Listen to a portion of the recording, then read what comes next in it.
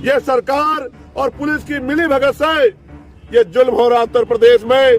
दलित अब उत्तर प्रदेश में और देश में सुरक्षित नहीं है। इस देश के दलितों को जागना चाहिए।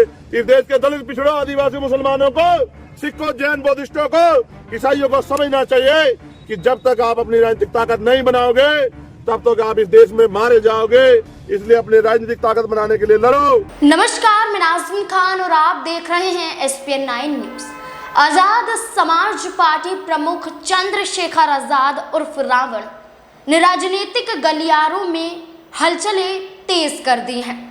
लोकसभा चुनाव से पहले उत्तर प्रदेश के मुख्यमंत्री योगी आदित्यनाथ की CM कुर्सी पर खतरा डाल दिया है। योगी आदित्यनाथ के इस्तीफे को लेकर कई बड़े दावे करते हुए चंद्रशेखर आजाद नजर आए। इतना ही नहीं, चंद्रशेखर आजाद ने उत्तर प्रदेश की कानून व्यवस्था पर सवाल खड़े किए। सवाल खड़े करते हुए हाथरस का मामला उन्हें याद आ जाता है। हाथरस का मामला यहाँ पर देखा जाता है कैसे आधी रात में पुलिस यहाँ पर एक रेप पीड़िता को जलाने की कोशिश करती है, वो भी उनके परिवार के अनुमति के बिना। यहाँ पर यह देखा जाता है कि कैसे एक पिछड़े समाज की लड़की के साथ दुष्कर्म होता है और उसके बाद मामले को दबाने के लिए, आरोपियों को बचाने के लिए किस तरीके के काम किए जाते हैं।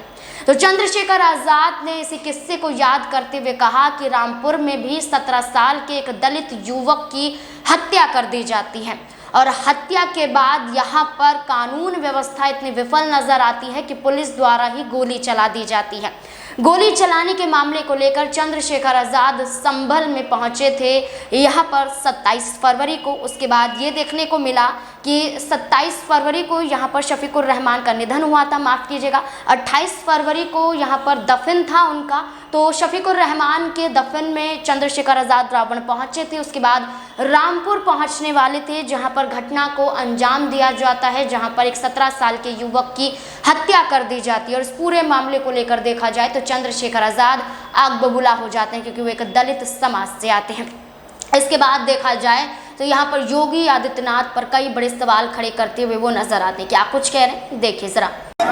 आप उत्तर प्रदेश में होने वाले जुल्म को देखो कि पुलिस सरेआम सरकार के इशारे पे गरीबों, दलितों, पिछड़ों, मुसलमानों की हत्या करती है और अगर उनके लोग मिलने जाना चाहते हैं तो ताला लगा के रोकने का काम करती है। हम संविधान को मानने वाले लोग हैं, मगर आप मुझे बताओ क्या इस देश में लोकतंत्र खत्म हो गया है कि हम अपने परिवार के लोगों से नहीं मिल सकते हैं? ये जुल्म जाती किस लिए? उसकी माँ इंतजार देख रही होगी, उसके पिता इंतजार देख रहे होंगे कि उनका भाई चंद्रशेखर आजाद आएगा, उनको न्याय दिलाएगा, उनके आंसू पूछेगा। मैं क्या जवाब दूंगा उसकी माँ को जिसने अपना 17 साल का बेटा बाबा साहब के लिए खो दिया? ये सरकार और पुलिस की मिली भगत से ये जुल्म हो रहा उत्तर प्रदेश में। दलित अब उत्तर प्रदेश में और देश में सुरक्षित नहीं है। इस देश के दलितों को जागना चाहिए। इस देश के दलित, पिछड़ों, आदिवासी, मुसलमानों को, सिखों, जैन, बौद्धिस्टों को, ईसाइयों को समझना चाहिए कि जब तक आप अपनी राजनीतिक ताकत नहीं बनाओगे तब तक आप इस देश में मारे जाओगे। इसलिए अपनी राजनीतिक ताकत बनाने के लिए लड़ो।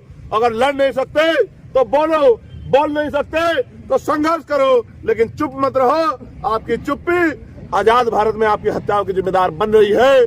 आज ये जो जुल्म है ये उत्तर प्रदेश पुलिस और सरकार की देखरेख में गठजोड़ में हो रहा है। जो पुलिस सुरक्षा करने वाली पुलिस थी, जिसके ऊपर हमें नाज था, जिसके माथे पे अशोक चक्र है, जिसके माथे पे शेर का निशान है, आज वही पुलिस भक्षक बन गई है। मैं संभल पुलिस से कहना चाहता हूँ ये जुल्म है, आप जुल्म का साथ दे रहे हो। आपके बच्चे, आपकी बेटियां, आपके बेटे इस जुल्म को देख रहे हो, आपसे हिसाब मांगेंगे कि आप जुल्म कर रहे हो। आप अपने बच्चों से आंख नहीं मिला पाओगे। आज आपको यहाँ पर पुलिस ने रोक रखा है, क्या वजह थी, क्या मांग थी? ये स्पष्ट है कि रामपुर में कल दलितों के खून से सरकार के इशारे पे पुलिस ने होली खेली। एक 17 साल के बच्चे की गोली मार के हत्या कर दी। कई लोग घायल है।